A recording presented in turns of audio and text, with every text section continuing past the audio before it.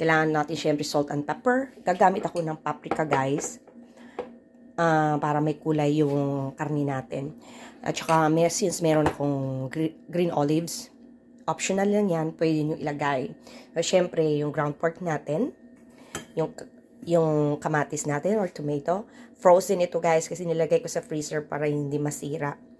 At yung pasas, green peas or gisantes sa amin sa Ilonggo. At yung carrots natin, kinat ko na into cubes. At saka syempre yung ating potato, kinat ko na rin into cubes. So, isang pirasong patatas po. Wali na kayo, samahan nyo ako, magluluto tayo ulit. So, nagisa na tayo ng bawang at sibuyas, guys. Pwede na natin ilagay ang ating ground pork.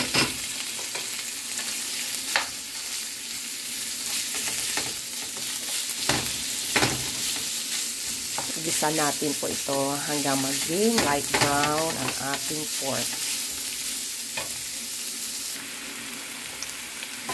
Light brown na ang ating ground pork. Pwede na natin ilagay ang ating tomato.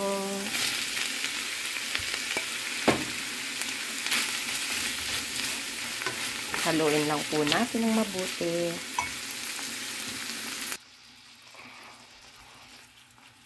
Haluin lang natin.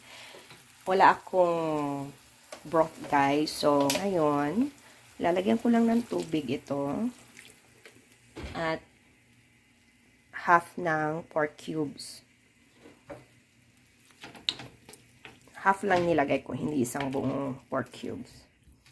Tapos, takpan natin. At, lutuin natin for 15 minutes. So, after 15 minutes, guys, ihalo na natin yung iba nating sahog. So, we can add our cubed carrots,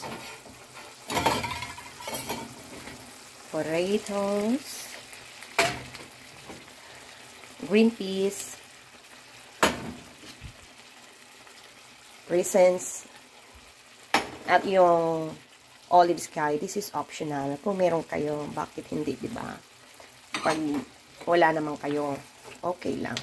Gusto ko lang talaga. So, haluin natin ng mabuti.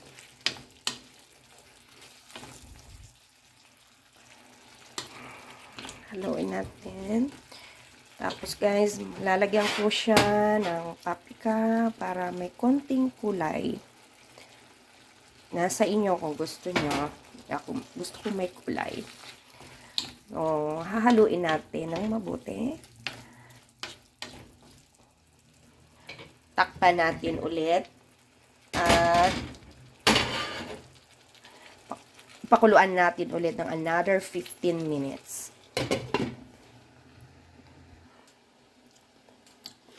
So, luto na ang aking picadillo, guys. Luto na yan. Patatas, carrots.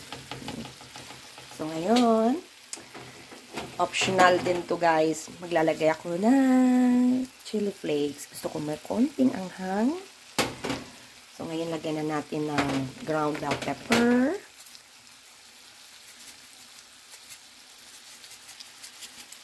Tsaka, asin. Timplahin na natin.